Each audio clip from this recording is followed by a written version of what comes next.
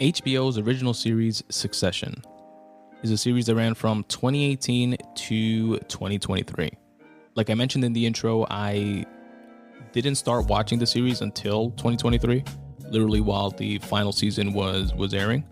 So that came with the benefit of being able to binge it and see it all the way through. But in terms of sharing some of my personal takeaways and tidbits here, it shows a bit out of the zeitgeist, and some references might be dated, but we'll share them nonetheless for posterity. Here is the official synopsis. The Roy family is known for controlling the biggest media and entertainment company in the world. However, their world changes when their father steps down from the company. And as we like to do here on the Spun Today podcast, I wanted to shout out each and every one of the writers, starting with the show's creator, Jesse Armstrong, followed by Jamie Carragher, Susan Soon-Hee Stanton, Alice Birch, Miriam Batty, she a baddie, she knows she a 10, Georgia Pritchett, Tony Roche, Nathan Elston, Callie Hershaway, John Brown, Will Tracy, Lucy Preble, Jonathan, Ted Cohen, Anna Jordan, Mary Laws, and Will Arbery. Shout out to each and every one of the writers on Succession who put together an amazing show. And I particularly want to shout out the writers in this particular series because they took what is the embodiment of quote unquote evil rich people. You know, just like the vile, borderline sociopathic, narcissistic archetype of, you know, the quote unquote greedy rich people. And they made us, the viewers, through the strong characters that they created, that the writers created, and that the actors, which were phenomenal, that I'll speak to in a minute, brought to life. They made us, as the audience, connect with those characters. And in some cases, in a lot of cases, actually root for them to win. Which, if you take a step back and look at the ruthlessness with how they navigate the world with little to no care of who or how they affected others, when you look at it objectively through that lens, it's like, fuck these people. But since they're developed so richly as characters, and it's such a character-driven show, in my opinion, we still connect with them and root for them on a human level. And that, I think, is a testament, again, to just amazing writing. So shout out again to the writers there. Now, the cast absolutely killed it. Kieran Culkin is one of my favorite characters. He plays Roman Roy, the youngest of the 4 children. Brian Cox is the matriarch, the Rupert Murdoch-like character who created this conglomerate multi-billion-dollar company. He's just amazing. Tom Wambsgans, played by Matthew McFadden, such a cool character, very selfish.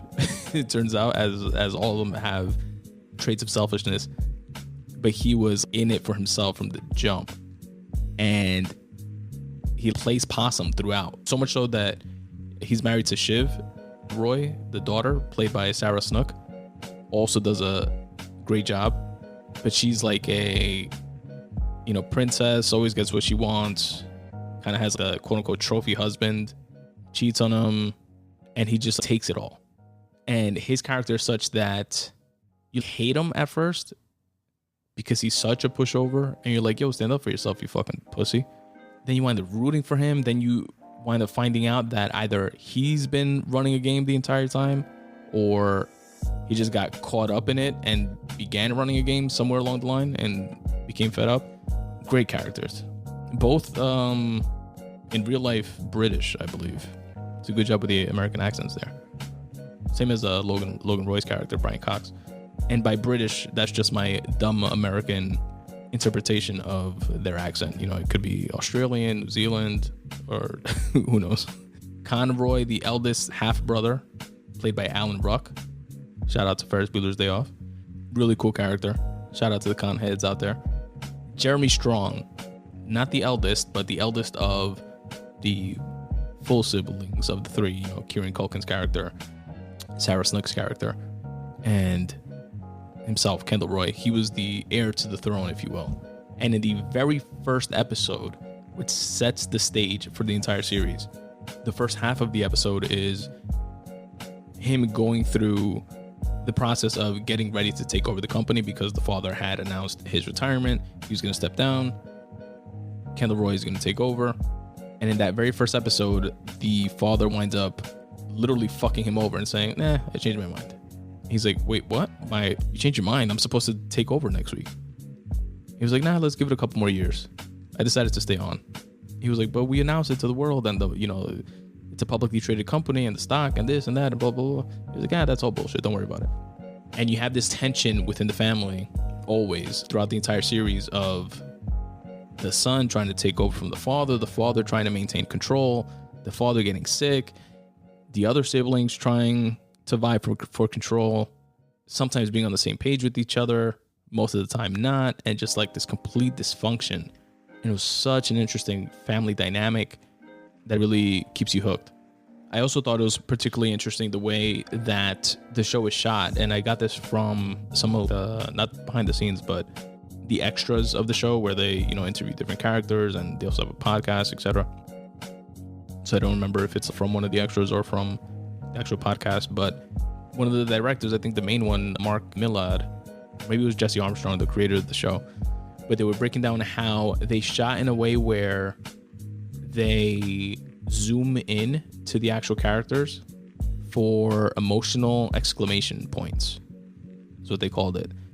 And you notice that throughout the entire series where they'll shoot a scene, and then for the character reaction, they'll zoom in to the character's face, which is pretty interesting. And he also mentioned that on set, they always kept live cameras around so that the actors themselves, they didn't know when they were being shot or not. So it forced them essentially to stay in character.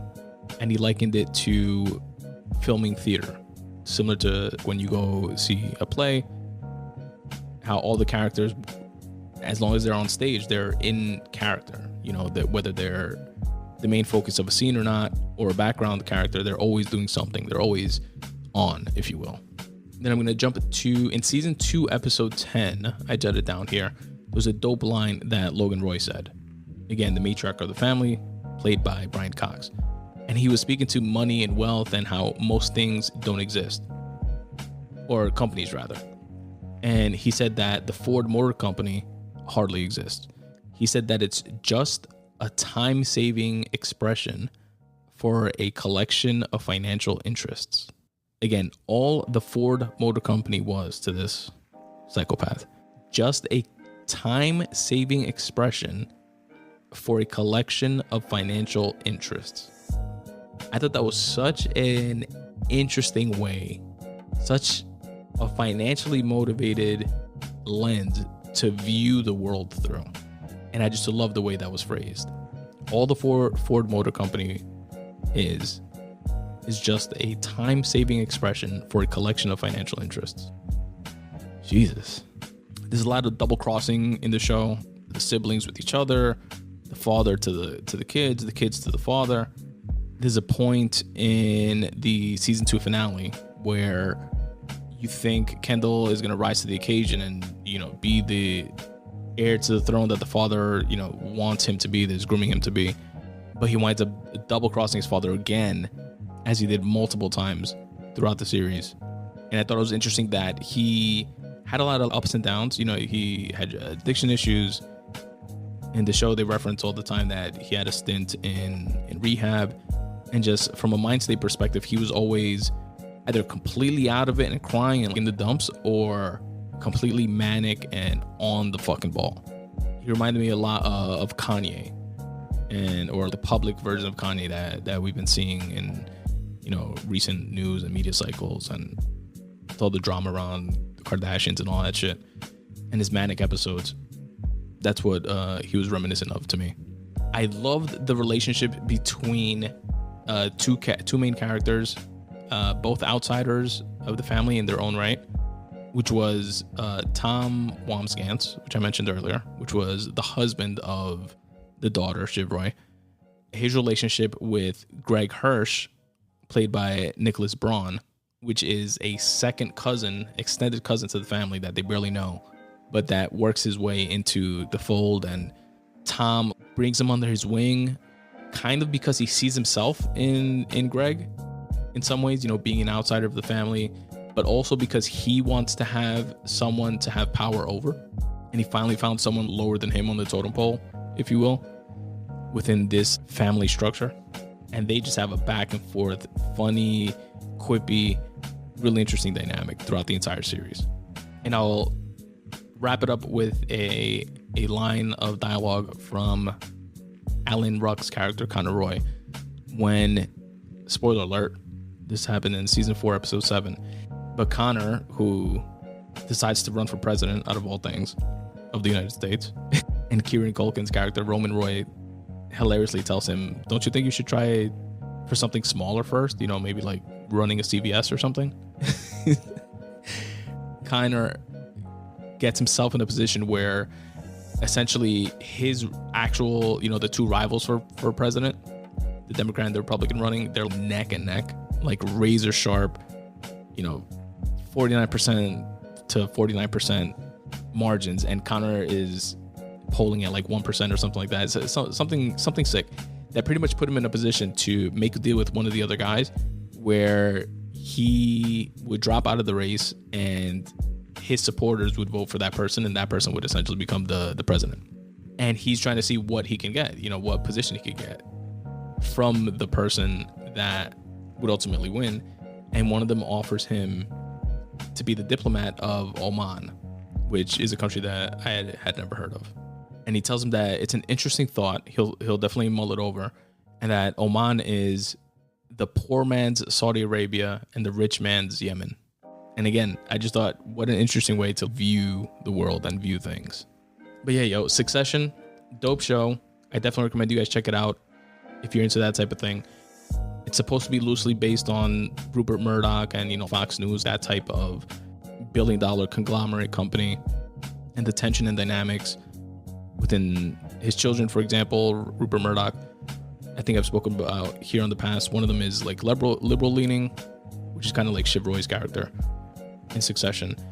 And the other one is very conservative, and they're both vying for succession of Fox, for example. So this show is loosely based on that, or at the very least, it's like one of those art imitates life, imitates art type of things. But that is my little recap and review on Succession, streaming now on HBO Max. Check it out.